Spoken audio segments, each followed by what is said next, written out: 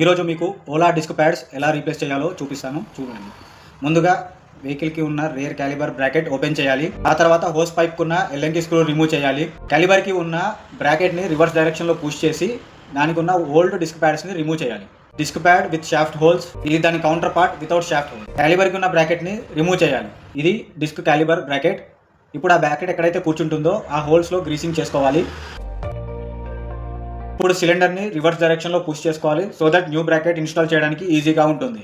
ఇప్పుడు new disc pods install చేద్దాం. ముందు వితౌట్ షాఫ్ట్ హోల్స్ ఉన్న ప్లేట్ని లోపల ఫిట్ చేయాలి. ఇప్పుడు విత్ షాఫ్ట్ హోల్స్ ఉన్న ప్లేట్ని అడ్జస్ట్ చేసుకోవాలి. మన రెండు డిస్క్ ప్యాడ్స్ కూడా ప్రాపర్గా ఫిట్ అయినాయి అండ్ విత్ ప్రాపర్ గ్యాపింగ్ తోటి. ఇప్పుడు ఆ గ్యాప్లో డిస్క్ ప్లేట్ని అడ్జస్ట్ చేసి క్యాలిబర్ బ్రాకెట్ని వెహికల్కి ఉన్న బ్రాకెట్తో ఫిట్ చేసి ఎల్ఎంకి ఫిట్ చేసేయాలి. ఒకవేళ మీరు ఈ ప్రోడక్ట్ కొనాలనుకుంటే ఈ ప్రోడక్ట్ యొక్క లింక్ మీకు కింద డిస్క్రిప్షన్లో ఉంది. మీకు క్యాష్ ఆన్ డెలివరీ ఫెసిలిటీ కూడా అవైలబుల్ ఉందండి. మీరు రైల్ వీల్ రొటేట్ చేసి అది ఫ్రీగా ఫిట్ అయిందా లేదా చూసుకోవచ్చు.